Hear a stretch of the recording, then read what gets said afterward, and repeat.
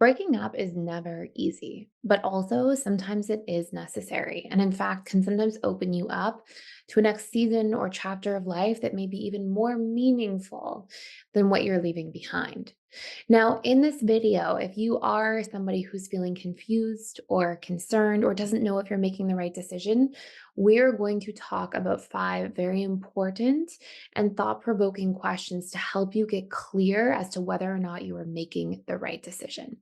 So stay tuned for hopefully a potential game changer in your love life. Also, if you are new here to this channel, my name is Thais and I am the founder of the Personal Development School. I essentially ran a client-based practice for about 10 years before sharing some of this material online, writing a couple of books. And I will put a link to any other information about the Personal Development School in the description down below if you're interested in learning more.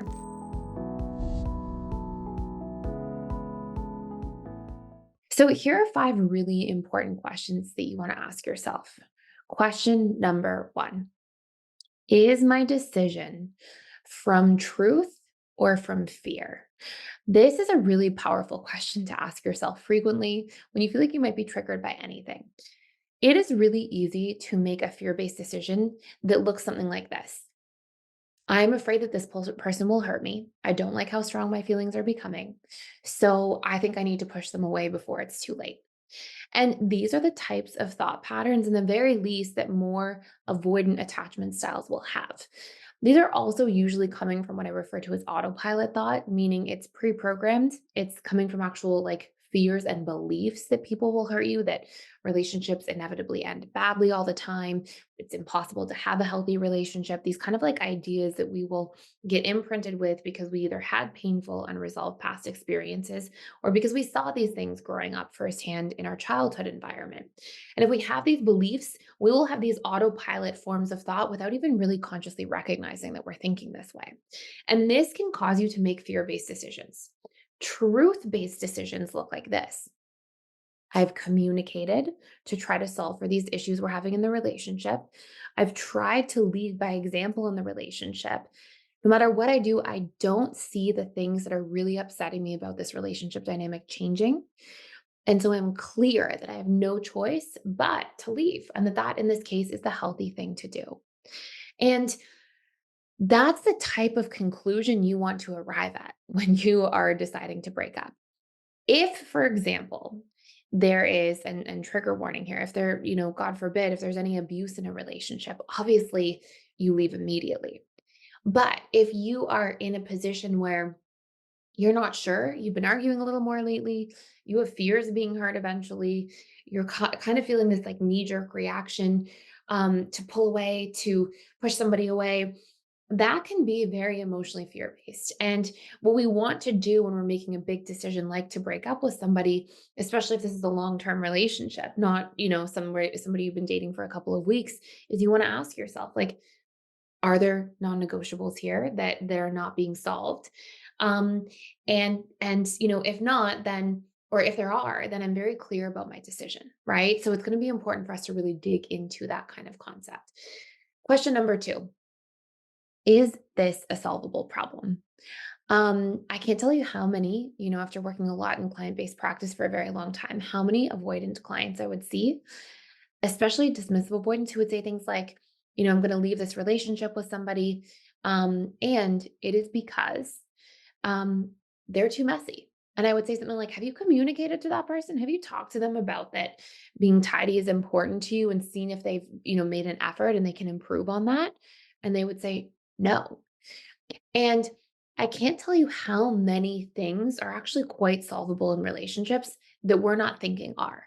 I would, if I had to make an estimate, I would say over 60% of things that we're going, this is unsolvable, this will never change, is actually solvable just through communication.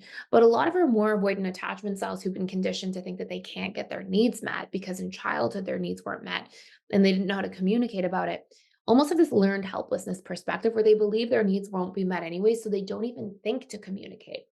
And so, before you leave something, it is a really important life skill and also a necessity in order to become securely attached. That if there's something that you don't like and that rubs you the wrong way, or maybe a couple of things, try to communicate about them and see if the person shows up and rises to the challenge of productive change. And if somebody's willing to make concessions on things in a healthy way, compromises to make an effort and solve for these things, they may grow. Maybe they become a more organized person and you grow through your own communication. So check in with those things. Number three, and this sort of goes hand in hand with number two, are the things I'm breaking up over preferences or are they non-negotiables? Okay. Do not break up over preferences. If there's small preferences, mind you, if there's many preferences, none of your preferences are being met in a relationship, that's a different conversation. That's obviously a compatibility issue, but chances are you wouldn't have ended up in a committed relationship in the first place if that were the case. Non-negotiables are the things you want to be really clear about. Your non-negotiables are things like, I had a client once, for example, who she had one of her parents pass away from lung cancer. And so for her, smoking was a non-negotiable. For some people, it's being vegan or not vegan. For some people, it is, being married under a certain religion or having kids or not having kids. But there are really clear and important non-negotiables that are very individual to the person. And if you are in a position where you're like, hold on a second, I'm breaking up with somebody, is it because of a hair color preference? And obviously it won't be those things, but are they these small things that again could maybe even be solvable problems, or are they your actual non-negotiables? And in the very least, non-negotiables are things to get clear about because it will help you in your future dating life if you don't end up with a person you're thinking of staying with or leaving right now. Number four, by the way, if you're also hearing me talk about different attachment styles, avoidant attachment styles, anxious attachment styles, everybody has an attachment style. If you're newer to this concept and you want to know what your attachment style is and what that means and what all the four attachment styles are, you can take a free attachment style quiz that will give you a free entire report about your needs, your wounds, your boundaries based on your attachment style in the link down below. So the free attachment style quiz with a free report. Number four, another really important thing to ask yourself is my need to break up an emotional reaction or a thoughtful decision? I've seen a lot of people break up in the heat of the moment because they're triggered by something or because they've been triggered, there's a bad fight going on in the relationship for a couple of days. Usually when people break up in the heat of the moment, the relationship's not actually done yet. With the exception of people who've been dating for a couple months, 2 months, a few weeks here and there. But those like, hey, you've been dating for 2-year relationships and now you have an argument and you break up and it's over. Usually people end up having to, end up getting back together, having to come back together, have a discussion, hash things out again, see if they actually want to break up. Usually there's a lot of unfinished business. And really, if you're going to do something as big as break up with somebody, you probably want it to be a thoughtful decision. So you're not leaving all of these loose ends in the relationship dynamic or all this kind of like all these open wounds and a lack of closure. So you want it to be a thoughtful decision. And last but not least, point number five is what do I need in order to obtain closure? If you reach question number five, because you're in a place where you're like, you know what, I do want to break up with this person, it's not right. What do you need to make the breakup as easy as possible for you? And this can look like having a conversation about what your boundaries need to be going forward. It can look like having a conversation about what any kind of post breakup relationship looks like. Are you just distant friends? Is it absolutely no contact ever again? You need to get on the same page there. You need to be really clear about what you want. And what else do you need to obtain closure? Is there something you have to hash out or something you need to speak that's been on your heart that you haven't said yet? So get really clear about that. And of course, if you are going through a breakup after, moving through some of these questions and reaching a final conclusion, my heart goes out to you. Breakups are very difficult. Grieving is never a fun process.